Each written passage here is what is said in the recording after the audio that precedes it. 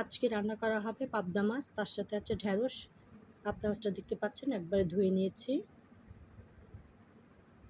ঢ্যাঁড়স একবারে বড় বড় ঢ্যাঁড়স, একবারে নরম ঢ্যাঁড়স নিয়েছি। সেই ঢ্যাঁড়সের সাথে পাবদা মাছ ভেজে রান্না করা হবে। পাবদা মাছে দেওয়া হবে মরিচ, হলুদ, মরিচের গুঁড়া, লবণ, ধনের গুঁড়া দিয়ে মাখিয়ে আমি মাছটা ভেজে নেব। তার সাথে ঢ্যাঁড়স দিয়ে রান্না করা হবে। খুবই ভালো লাগে খেতে। জিরা বাটা, আদা বাটা, রসুন বাটা আছে, মরিচ কুচি, রসুন কুচি, পেঁয়াজ কুচি দিয়ে রান্না করা হবে। সয়াবিন তেল দিয়ে বাটা মশলা, গুঁড়া মশলা সব দিয়ে এই রেসিপিটা করা হবে।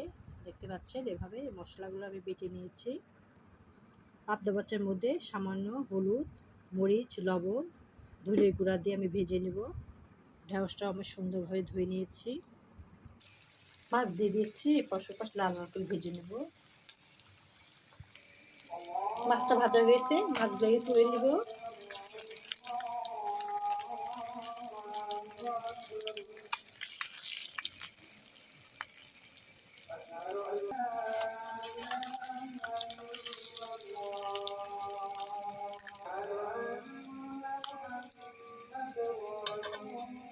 এবার সব এম করে মাছগুলো তুলে নেব। লাল করে ভেজে নিয়েছি। পেঁয়াজ কুচি, রসুন দিয়েছি, সয়াবিন তেল দিয়ে নাড়াচাড়া করা হচ্ছে। মশলা দিয়ে দেবো, গোটা মশলা, বাটা মশলা সবই দিয়ে দেওয়া হবে। লিটার চামচ 1 চামচ জিরা বাটা, 1 চামচ আদা বাটা, 1 চামচ রসুন বাটা, 1 চামচ পেঁয়াজ বাটা দিয়ে দিচ্ছি। এবার বাটা মশলা দিয়েছি, গুঁড়া মশলা দিয়ে দেবো। লিটার চামচ 1 চামচ মরিচের গুঁড়া দিয়েছি, লিটার চামচ 1 চামচ ধনের গুঁড়া দিয়েছি, 1/2 চামচ হলুদের গুঁড়া দিয়েছি, লিটার চামচের স্বাদ মতো লবণ দিয়েছি। এবার সামান্য পানিতে কষানো হবে। মশলাটা অনেকক্ষণ ধরে কষিয়ে নিতে হবে, যতক্ষণ পর্যন্ত তেল উপরে উঠে না আসে ততক্ষণ পর্যন্ত কষিয়ে নিতে হবে।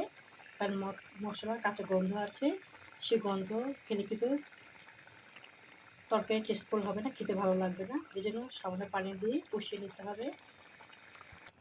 ঢ্যাঁড়সটা দিয়ে দিচ্ছি, ঢ্যাঁড়সটা মশলার সাথে কষিয়ে নিতে হবে। তারপর মাছ দিয়ে দেবো, মরিচ কুচি দিয়ে দেবো। এভাবে একটু কষিয়ে নিতে হবে। ভাজা মাছ দিয়ে দিয়েছি, পাবদা মাছগুলো দিয়ে দিচ্ছি। পানি শুকিয়ে গেলে নামিয়ে ফেলবো।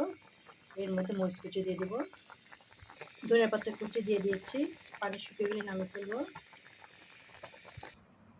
পাবদা মাছ ঢ্যাঁড়স দিয়ে মাখামাখি করে রান্না করেছি। রেসিপিটা কমপ্লিট হয়ে গেছে। গরম ভাতের সাথে খেতে খেতে দুর্দান্ত মজাদার।